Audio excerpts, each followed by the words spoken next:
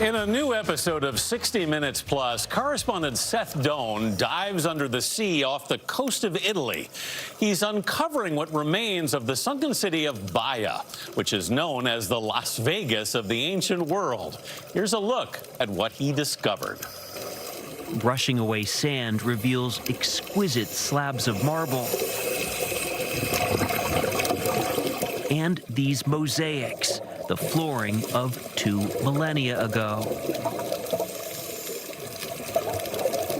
The now sunken part of Baia lies up to 50 feet below the surface. David's underwater mapping has allowed them to create these 3D models to visualize the more than 400 acres of lavish villas and spas where Emperor Nero and Julius Caesar had homes. Baia was a seaside escape for the ultra-wealthy, with extravagant offerings, including fresh fish from private saltwater ponds. David showed us where toppled columns once stood, and I ran my hand along steps, likely leading from a pool. You'd never want to go scuba diving just to see fish again. Yeah. While smaller artifacts have been removed, larger structures remain, creating an underwater museum for tourists and divers.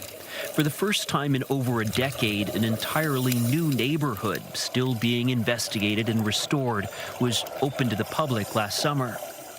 Wow, that's so fascinating. Seth Doane joins us now. Seth, good morning. I understand you actually learned how to dive to make this trip.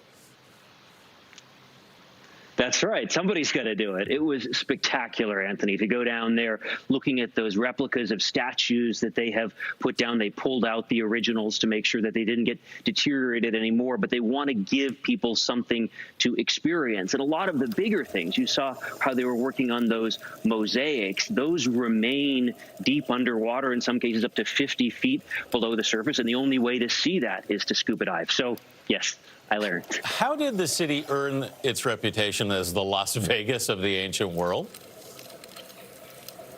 It was this wild place, really an extension of Rome, the capital, about 150 miles away. But this is where everyone would go to relax, to unwind, and to play. There are these fabulous old descriptions in ancient texts of seeing drunk people walking on the beach. There's this one wonderful line about how luxury had claimed Baia for her own resort. It was this place. There were murder plots. It was this extravagant place, which were actually architects also got to experiment. They were testing things out in some cases, using materials that then would later be used in the capital, in Rome. What did you learn about the people who vacationed there?